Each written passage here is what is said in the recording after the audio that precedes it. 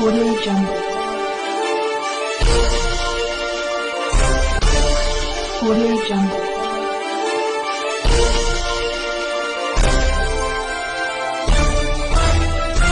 Audio Jungle. भ्रष्टाचार बंद करो, चंदापुर की चकबंदी, किसान एकता, आवाज दो हमें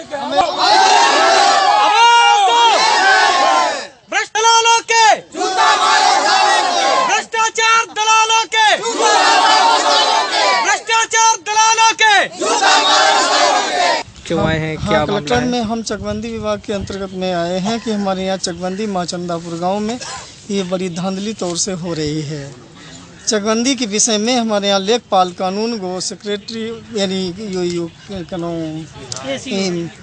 मतलब सीओ साहब और नायब इन लोगों ने जाके हमारे मौके की विवेचना की, बल्कि जो हमारी जनता गणवा मौके की स्थिति भी थी तो उनके कम लोग इनके पेपर भी खींच लिए और कमती लोग ही दर्शित किए आके।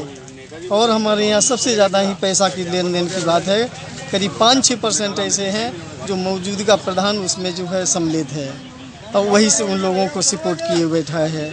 तो आप लोगों ने इस संबंध में अधिकारियों को अवगत कराया है? हाँ कराया है। हमने जो है अपर जिला अधिकारी महोदय को जो है ज्ञापन भी दिया था यहाँ से यानी, और उसके बाद जो है LIG साहब भी थे और जो है चकबंदी विभाग ऑफिस के जो सीनियर अधिकारी रैंक के व्यक्ति थे वो भी थे। तो हमारा कहना कि ये मतलब है कि चकबंदी से हमें कोई एलर्जी नहीं है।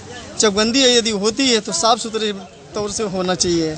किसी को अवगत नहीं कराया गया कि हमारा ये खेत तुम्हारे किसानों का बुलाया नहीं गया कि ये खेत कम है ये ज़्यादा है, और बस उतना ही नाप दिया गया और इच्छा अनुसार उनकी मालियत लगाई गई उन लोगों के अनुसार, और हम लोगों के विषय में कोई पूछताछ की बात नहीं हुई है।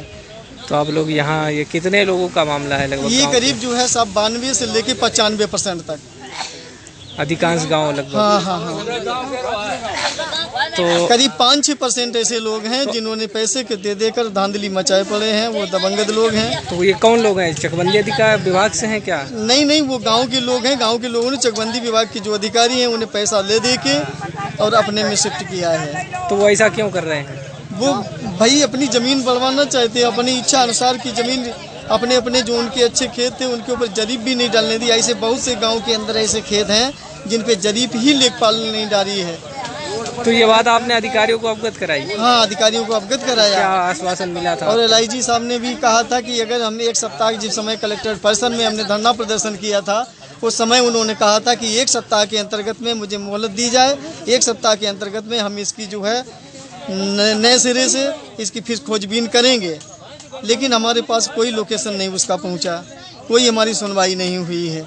किसान मतलब बिल्कुल इतना परेशान है कि उन अपने और पराये पे जो है बिल्कुल एक दूर आमादा हो गया है, यानी लड़ने और मरने के ऊपर तैयार हो गया है कि चाहे कुछ भी हो जाए, हमारी ज़मीन जा रही है, टुकड़ों में बटी जा रही है, हमारे कोई जो है मुझे संशोधन नहीं हो रहा है।